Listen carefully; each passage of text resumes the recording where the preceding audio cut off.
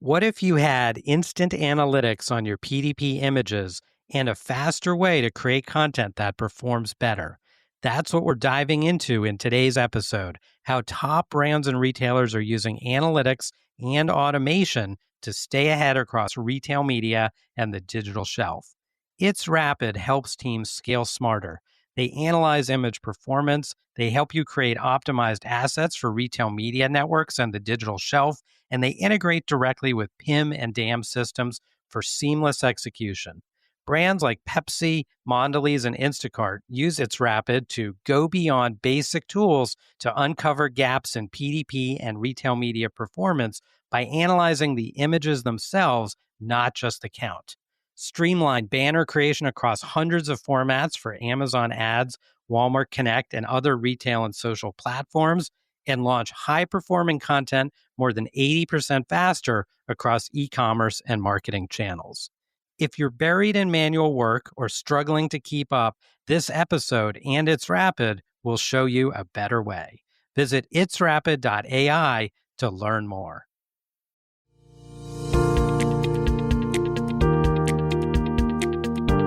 Welcome to Beyond the Shelf with Dave Feinlieb. This show is an open exploration of the people and process behind e-commerce. Through conversations with innovators in the space, we learn the stories of these leaders and their strategies for e-commerce success. We publish new episodes every Tuesday morning, so be sure to subscribe wherever you get your podcasts. And now, here's your host, Dave Feinlieb.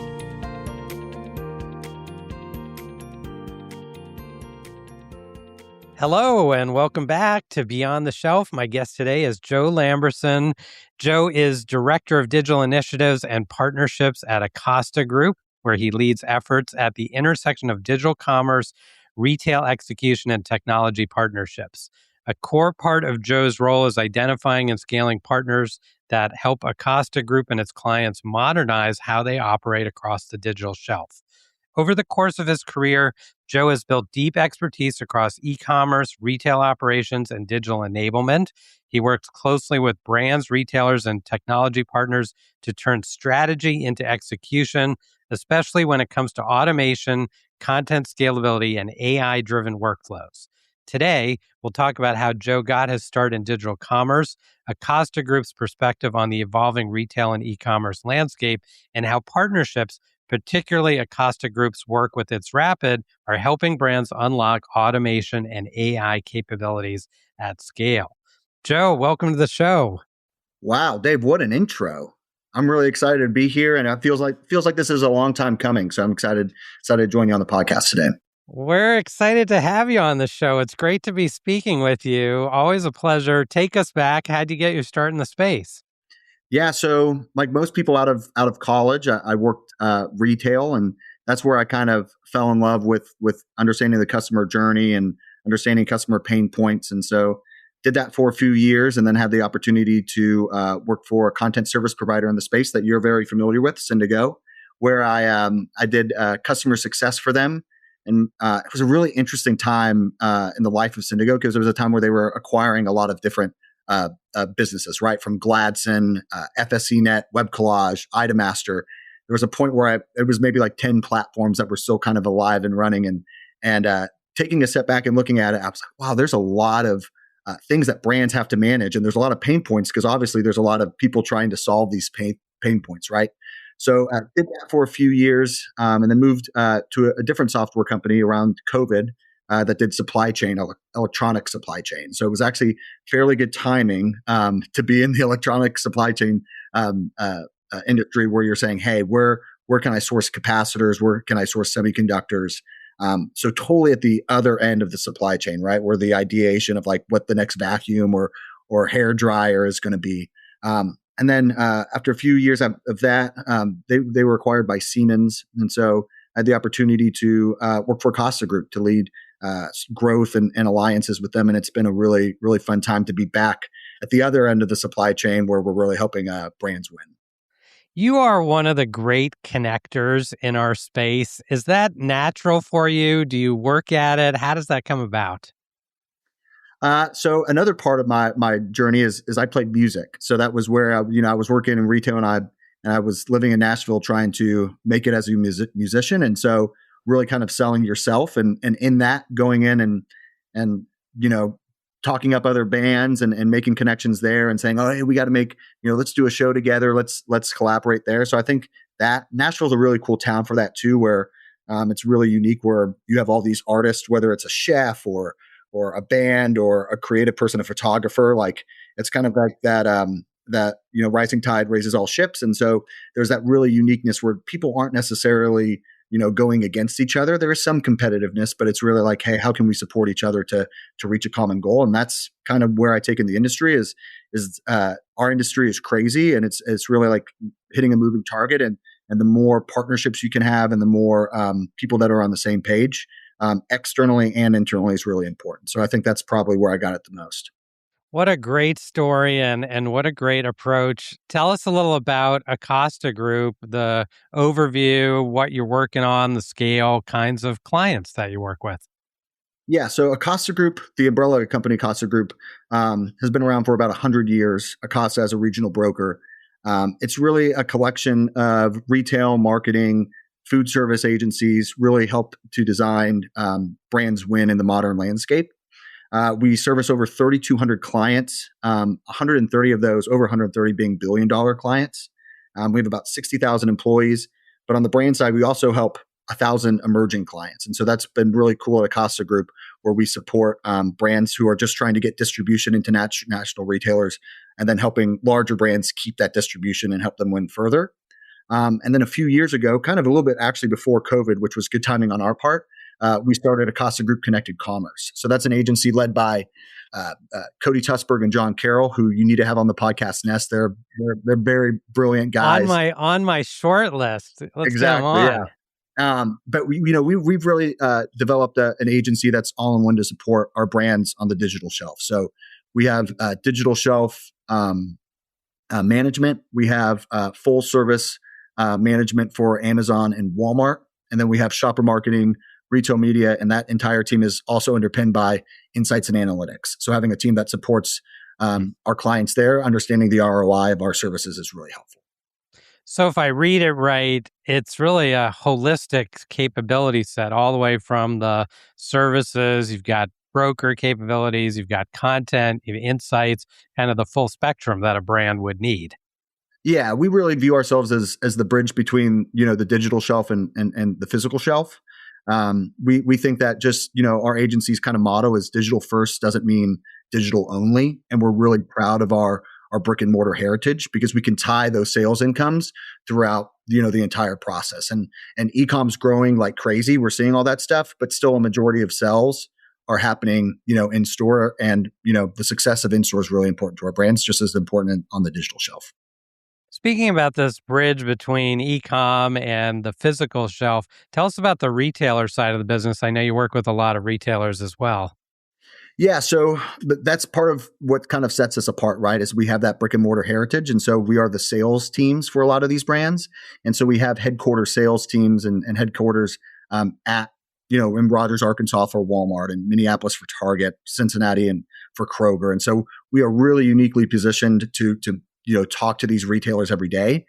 We also have a yearly report that comes out in the fall called the Acosta Group Retailer Confidential, done by our shopper insights team. And that takes about over 100 ELT members from different retailers and kind of gets their opinions and their goals for the next year. What are their objectives? And then we really help translate what their objectives are to our brands. And believe it or not, brands' priorities and retailer priorities usually aren't the same. And so we're really there as that connection point to make sure that brands, understand, the pain points that the retailers are feeling. And then conversely, the retailers are understanding what the brands want. We're really an advocate for brands at these retailers. This is great. So great context for what we're about to talk about, content. What are you hearing? You work with so many clients, both on the brand and retailer side. What are some of the big things you're hearing about in the market? Yeah, I think the big thing is the fact that, content refreshes, content updates aren't static anymore. It's that there's that need for constant governance over refreshes. And so whether that be tied to just making sure you have the right content on site, like all throughout the year, or if it's tied to seasonality, if it's tied to a Super Bowl, a sporting event, what's happening in culture, having that really like relevant and fresh content on site's really important. But in that, who's going to do it? Like, and how Yeah. can you do that? Because that's a lot of content, and it's really understanding like, hey, how is AI going to help me do this? How is using an external partner like an agency going to help me do this? And I think that's the thing is we see that like brands are resource constrained, right? Like I think there's this myth that that because you work for like this huge $1 billion brand, you have a massive ecom team, and that's not the case. Like if you ask every brand's ecom team, they're going to say like I could have 5 more people on it. And so really leveraging, what's happening in AI, leveraging, companies like Acosta Group to really help support those refreshes is important because we want to help brands, focus on strategy, focus on their retailer relationships, focus on growing their brand. And we want to be able to help support them in the execution. They don't need to be wasting time checking PDPs, sending tickets to retailers. They really need to be aligned on what they're really good at, and then using support where they're not necessarily good at or need more support in. So more content, fresher content, more frequency of updates, a lot of opportunity, but like you said, also a challenge. Before we get into how to execute on that, I'm sure every one of our listeners wants to know, where are you hearing the conversation with AI in your client base? We hear I'm trying it out, I'm using it in production. Where are we on the adoption curve? I think we're still really early, but I think the first movers are going to be, the ones who are going to win. There's still time to catch up and everything like that. But I do think the right to win, especially for emerging brands, is like more prevalent than ever, right? We see that, a lot of retailers are blocking these LLMs, right? So the ability to have your content at, be really good at Reddit, for example. If you look at where a lot of these LLMs are pulling information, what people are saying on Reddit's really important, or even blog posts. Like I don't know, honestly, Dave, like the last time I read a blog post, but I know that the LLMs are reading the blog post, and that's really important, especially when we think of, the credibility of a brand and everything like that the LLMs are looking at. And then I think how can this scale my automation, right? I think we know that it's not going to be replacing humans, but it is going to support humans be able to work, faster and better and more strategic, as opposed to, spending time on Photoshop, making sure a color is correct or just adjusting this one thing. The AI automation is going to play a huge role in that. All right, this is the perfect tee up, Joe, to talk about our partnership. Shameless self-plug here for It'sRapid and the great work we're doing with you at Acosta Group. First off, maybe give us a little context. You get to look at every possible partner there is in the space. What are you looking for typically? Not to make this like all about you, Dave, but someone who's led by someone who wants to grow. I think that's the big thing, and who's looking forward. I think it's really telling. You and I talked at the Digital Shelf Summit in what was that, April or May of last year, and you said, "Hey, I'm looking at building out some image analytics, content analytics, and what is I'm kind of in the ideation place of that." Yeah, you probably were like a little bit further along than what you actually led on, but then a couple of months later, you're like, "It's kind of done. Like, check it out." And that's what we really want, is someone who's forward thinking and then who will build with us, because we get all these insights and all this feedback from our brands, and we want to be able to, give them the right product, the right tool for their specific needs.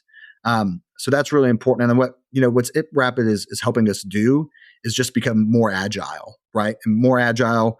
And all these retailers are asking for, again, more data, but they're also asking for more investment, right? And retail media, like creating this content's not cheap. Selling in these retailers aren't cheap. They're asking for more and more and more. And so brands are becoming more, cost conscious. So they need a solution where they're able to, turn out really quality content fast, but also have it be, pretty cost efficient. And I think, even in growing up in music, you had that iron triangle, right? Of you could have something, you couldn't have something done fast and good quality because it was going to be expensive, right? Like that's what you wanted. AI kind of totally has broken that triangle where you can actually have something done fast, you can have it really good quality, and you can have it cost efficient, right? And there might be a upfront investment on it, but going forward, you can really be strategic and reactive in that. And more retailers are rewarding that, right? We know Costco, Kroger, for example, Kroger's releasing their scorecard. and they want the Cambridge mobile hero image is really important to them. The ability to utilize badging is really important when something is like, new, or if you're adding a badge that's HSA, FSA, eligible, that's really important to have at the end of the year when those funds are needing to be used. So I think being able to agile, and we're saying, hey, you got to like react to what's hip in culture, what's cool. I think I just age myself saying hip also, but but to be able to just react and know that like, hey, like we need to do a quick refresh and it's not going to break the bank. That's just like a huge plus to our clients that we support. So.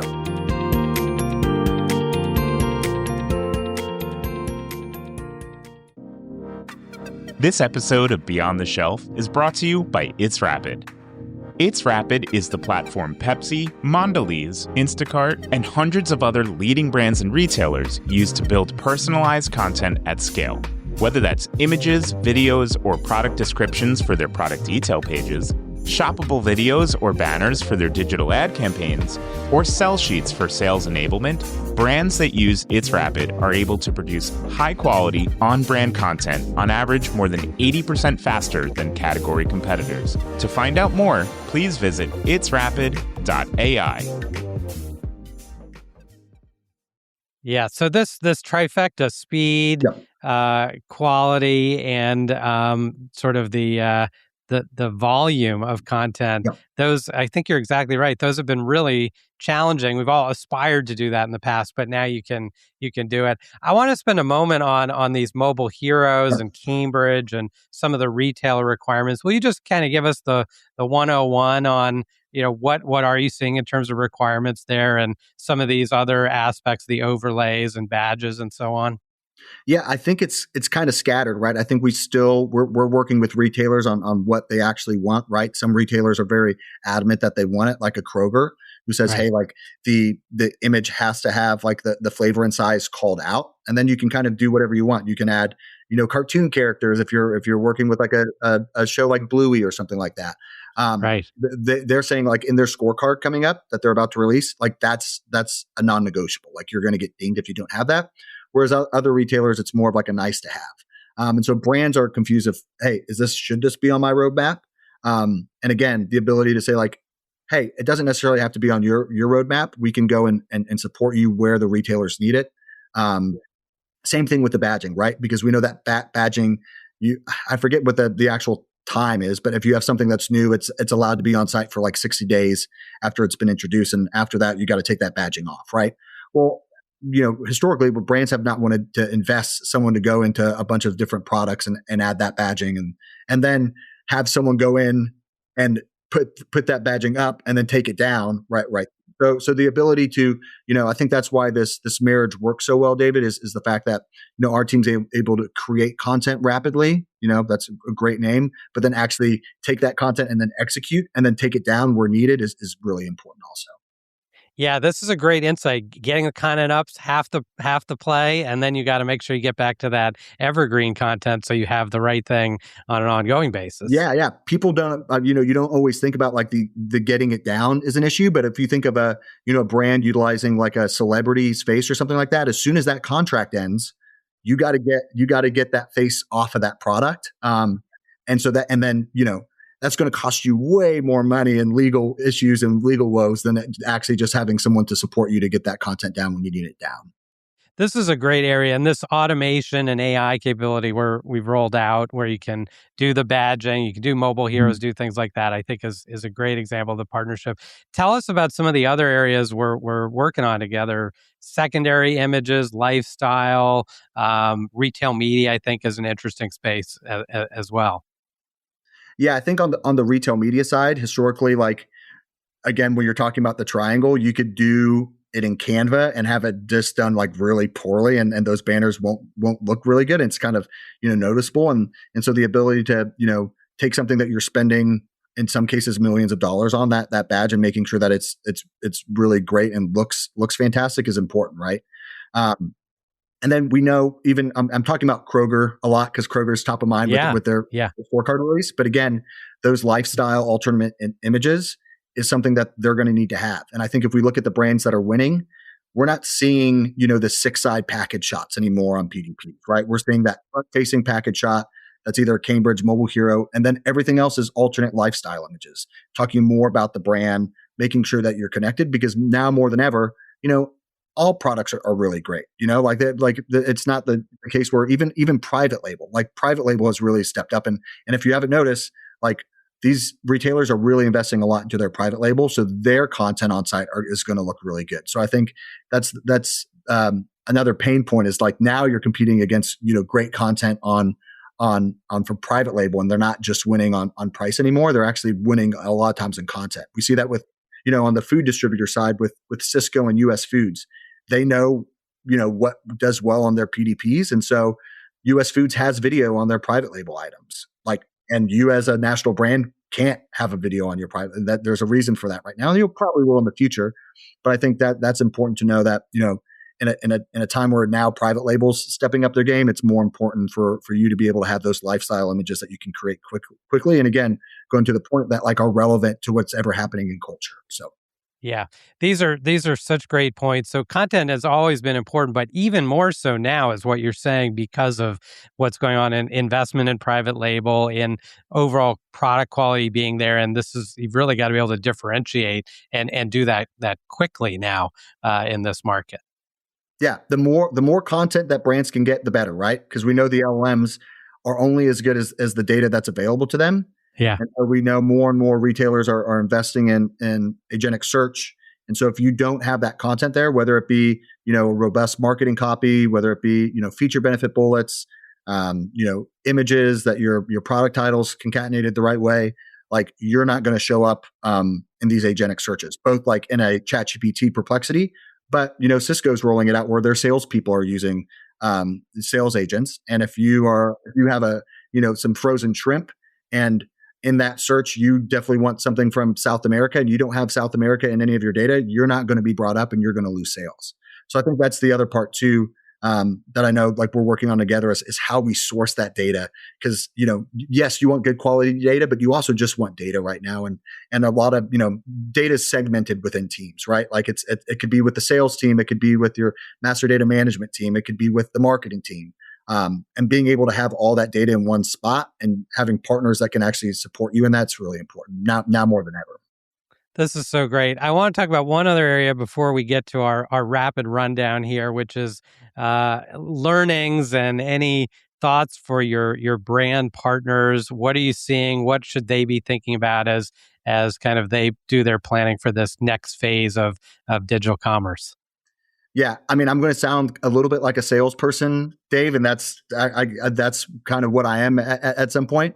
But it's really taking a look at what your priorities are and what your team can actually handle and actually do that. And if you really want to be able to scale, you got to partner with, whether it's a tool that your team is utilizing, or it's an agency, but also like really work inside your internal teams too, because I think that's where having internal alignment is really important. Because if you're working in silos, like, you're not going to win anymore, especially when we're talking about the need for data. If marketing is just going to say, well, we're going to stick to this marketing copy and we're not going to have, the correct logistical data, that's going to be a problem, And I think more and more that, like, all those parts of the team, right? That's what Acosta supports. Acosta Group goes, and we're tied into the brick and mortar. We're tied into food service initiatives. We're tied into digital commerce.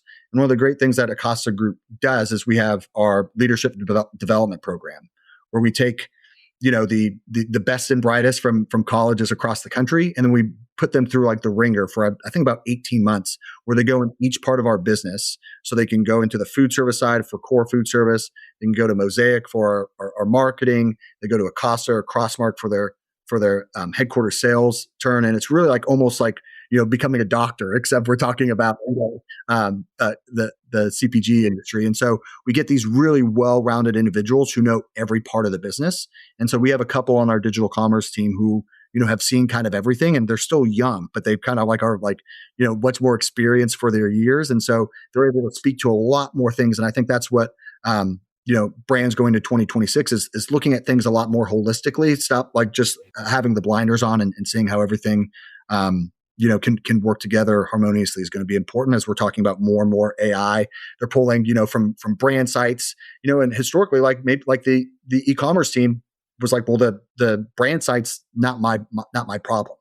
And it's like, well, no, now it is your problem, right? And the reviews that are showing up on the sites is your problem. If someone goes into a store and they have a bad relationship at Kroger and they're like, oh man, this was terrible. I tried to go get this product and it wasn't there. LLMs are going to find it. So I think working, all in tandem is going to be really, really important to win. Great insights. What a great program you have at Acosta Group for understanding and learning the business. That's a great opportunity. I love it. So our rapid rundown here, Joe, a few fast-paced questions, your quick thoughts. First off, one retailer e-commerce trend you are paying close attention to right now. I mean, we've talked about it this entire session, but just like, gearing up for agentic search. And I think that the biggest thing is actually, doing the research, finding and buying inside a ChatGPT or Perplexity, not having to go to, multiple sources. Cause that's one thing. Hey, I shop at Amazon. I shop at Walmart. You're going to be able to do everything all in on ChatGPT. So the shift of actually treating a ChatGPT as a retailer and really knowing on, how do you win at ChatGPT? What kind of things do they like? Just as you would as a Kroger, just as you would as a Publix, to really understand how do you win at those is going to be really important going forward. That's a great one. One capability brands should prioritize investing in over the next year. Yeah, I think the ability to source more data, whether that be create more images, create more content, get really curious about like how you're performing for AI. I think that's really important. And maybe we're still at the infancy, right? I've seen some tools where they kind of spit out what AI is giving me. And I'm like, well, the original marketing copy is still better. But I think more and more it's like, hey, we got to pay attention to what the LLMs are saying, because again, like they know what's best for their search. So I think that's the key is making sure you have available data. You're not the days of saying, I got to go to different teams to get this stuff. You're going to lose. You really have to have the right data, like right now, have it available to you and be able to get it on site. One habit or practice that helps you stay sharp in a fast changing space. Yeah. I think working out in the morning is helpful, especially when you're at a conference or a trade show and it's late nights and early mornings, of being able to actually saying, hey, there's time to invest in me real quick. And when I work out, I'm not listening to like crazy music or anything like that. It's usually, the Beyond the Shelf podcast or industry podcast where I'm kind of just learning from other people and learning from that. And then honestly, like the internal people at Acosta, we have people who have worked in the industry for 40 plus years and really, getting their insights of how everything has changed, because, things are changing more so than they have in the past 40 years. And so really getting their insights has been really helpful to just stay sharp and understand everything that's going on. I'm glad Beyond the Shelf is on your workout list. Oh, yeah. That's a good one. How do you like to unwind at the end of a busy week? Yeah, golfing is a big one for me. I'm going to be golfing tomorrow, and that's one. I mean, you're kind of getting out in like fake nature a little bit, but it still feels like you're getting out and hanging out with friends. Some air. Yeah, exactly. Like actually going out, you're stuck in an office all day, you're stuck at a trade show all day, being able to get out and actually spend 4 or 5 hours, maybe getting really frustrated that you're not playing well, but still you're getting out there and having a good time is important. And then I've got a 5-year-old and a 1-year-old, two sons, and just spending time being their dad's been, really grounding and the craziness of our industry to have be just grounded in knowing, I kind of remember what I'm doing this for is really important. Love it. Joe, what a great conversation. Thank you so much for taking the time to do this. What's the best way for our listeners to find you online? Yeah. So you could go to Acosta.group and you can kind of see all of our capabilities there, or on LinkedIn. I'm Joe Lamberson. Go give me a follow. And I try my best to kind of be a Switzerland in the industry of really understanding what partners are doing and what really cool things. I think there's so many cool, especially with AI right now, so many partners and companies that are doing really cool things. And I try my best to highlight what they're doing and share that out. So yeah, would love a follow from any of your followers. Fantastic. Joe Lamberson with Acosta Group. Thanks for joining me today here on Beyond the Shelf. Great. Thanks, Dave.